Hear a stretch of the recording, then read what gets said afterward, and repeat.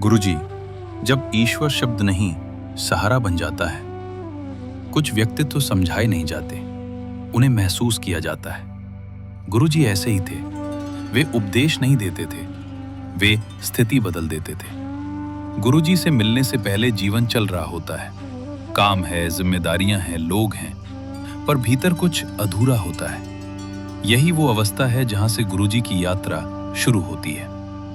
गुरुजी को कौन थे में बांधना सबसे बड़ी भूल है।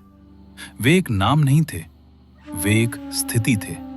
जहां बैठते थे वहां बेचैनी धीमी हो जाती थी, जहां देखते थे वहां डर थोड़ा कम हो जाता था।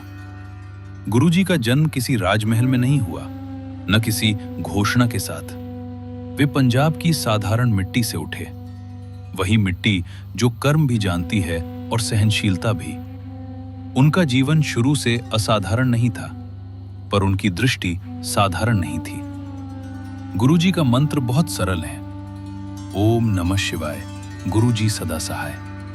यह सिर्फ उच्चारण नहीं था, ये एक आश्वासन था। शिव की तरह वे भी न्याय नहीं करते थे, वे भार उठा लेते थे। गुरुजी का एक वाक्य अक्सर गलत समझा गया, जा ऐश कर। लोगों ने सोचा ये लापरवाही की अनुमति है, पर असल में ये डर से मुक्ति थी।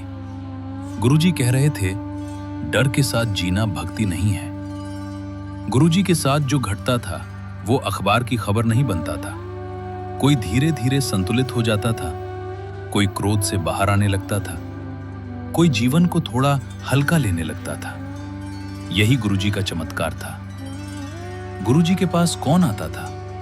नेता, व्यापारी, गृहिणी, विद्यार्थी, पर उनके सामने सब एक जैसे थे। कोई विशेष आसन नहीं, कोई विशेष दर्जा नहीं। गुरुजी अहंकार को पहचान लेते थे और वहां मुस्कुरा देते थे। छतरपुर का बड़े मंदिर कोई पर्यटन स्थल नहीं, वहां जाकर लोग चुप हो जाते हैं, क्योंकि वहां कोई कुछ कहता नहीं, पर बहुत कुछ सुनाई देता है। गुरुजी भविष्य नहीं बताते थे, वे निर्भरता सिखाते थे। शिवजी सदा सहाय का अर्थ था, तू अकेला नहीं है, और ये वाक्य बहुतों को जीवित रख गया। जब गुरुजी शरीर में नहीं रहे, तब बहुतों को लगा सब खत्म हो गया, पर यहीं असली परीक्षा शुरू हुई, क्योंकि अब उन्हें महसूस करना था, देखना नहीं। आज जब सब कुछ तेज है, गुरुजी धीमे पड़ने की याद दिलाते हैं। वे धर्म नहीं सिखाते, वे संतुलन सिखाते हैं। गुरुजी की कथा कभी पूरी नहीं होती, क्योंकि वे कथा नहीं थे, वे साथ थे और आज भी हैं। जब भी आप थकते हैं और किसी से कह नहीं पाते, वहीं गुरुजी सदा सहाय का अर्थ समझ आता है।